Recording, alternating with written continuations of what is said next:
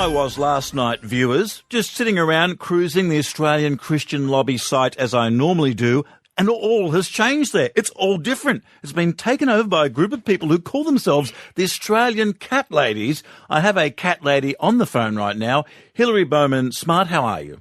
Doing very well, thank you very much. This is a change of values for that site. What values does the Australian Cat Ladies stand for?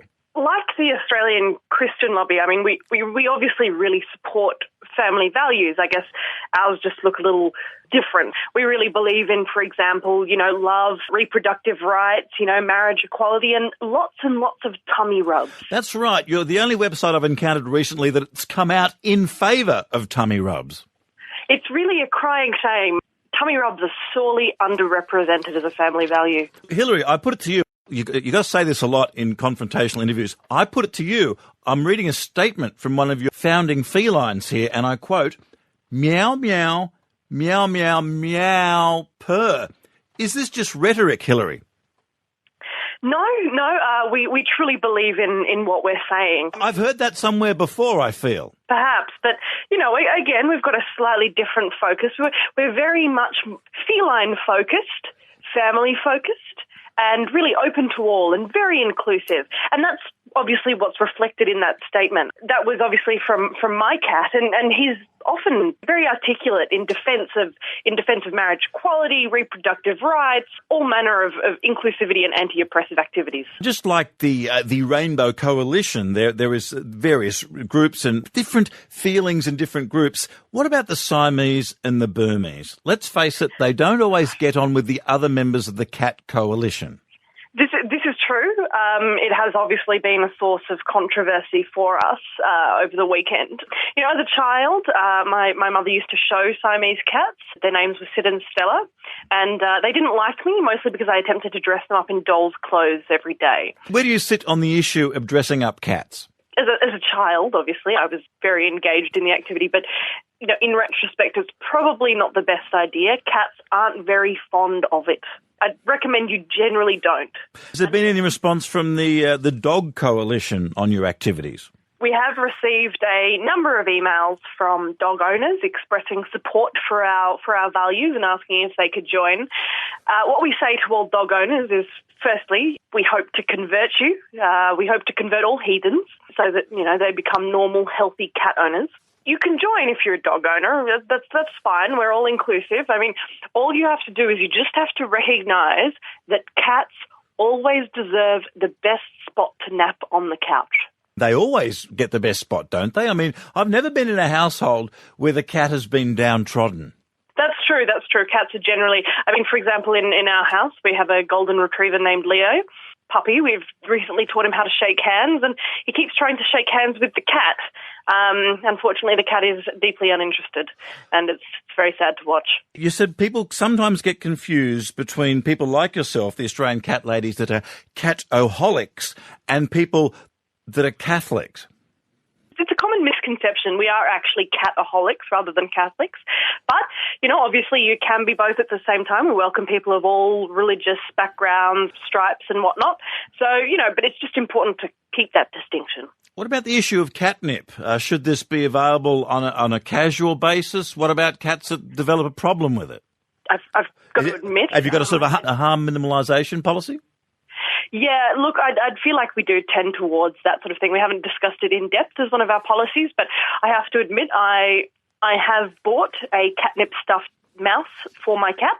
I have grown catnip. So, I can't, I'm hardly innocent, in this matter. I'd lean towards saying catnip should be freely available, and that we should have support services available for those who develop a serious catnip problem. Tell me, who was it that saw that the AustralianCatholicLeague.org was coming up and you thought, gee, we could use that for a bit of cat lobbying? How did that come about? Jess and Genevieve and I, so we're the three Grandmasters, we were just sort of chatting on Friday night, just last Friday night on Twitter, because we share a mutual enthusiasm for cats and Twitter and feminism and that sort of thing. And we noticed that we were discussing how funny it would be if the Australian Christian Lobby, ACL, actually stood for Australian Cat Ladies. And I was walking to the bus stop, I was bored, I was hungry, I checked online, the domain was available.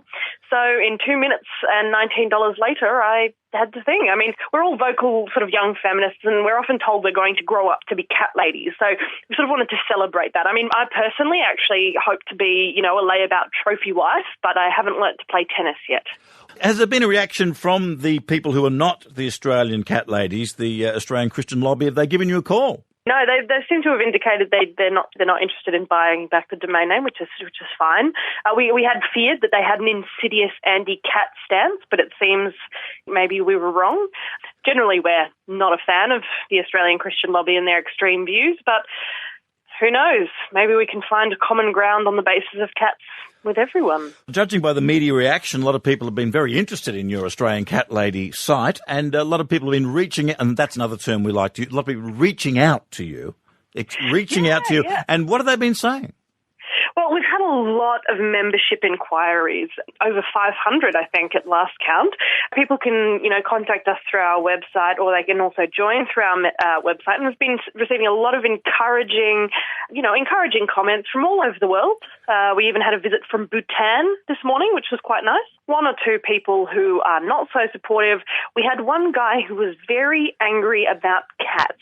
He didn't really have much comment on the sort of social justice side of it, but he just really hated cats. Just hated cats. Do you think he was allergic? He had a bad experience when he was a child? A cat maybe reversed into him without looking? All of these are possibilities. We really can't know. The one burning social issue I must ask you before we go. Do you go in the kitty litter towards the crystal, or do you tend to go with the recycled paper? I myself tend towards the crystal. I actually have a little house for my cat, so there's a door flap and he walks in, so that really minimises the scatter of the litter. But yeah, I lean towards the crystal. I find that cleans up the odours a little bit better.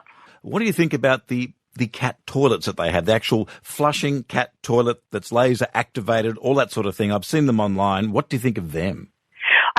I have seen those, and I find them very exciting, and quite frankly, I would buy one if I had the money. Hilary Bowman-Smart, thank you very much for chatting to us today from the Australian Cat Ladies. Where can we keep an eye out for you, and where can we follow you on Twitter, etc.? Because I think a lot of people have they've got a lot of feline presence to really vent with you. You can follow us at our website, australianchristianlobby.org, or on Twitter at OzCatLadies, so AUS, Oz Cat Ladies. And, we don't have any super, concrete campaign plans for the moment, but we do plan to be posting a lot of cat pictures into the future. Well, why don't you run for the upper house? With statements like meow, meow, per meow, you make as much sense as anyone else I've heard lately. That's a good point. I'll put it to my cat and see what he thinks.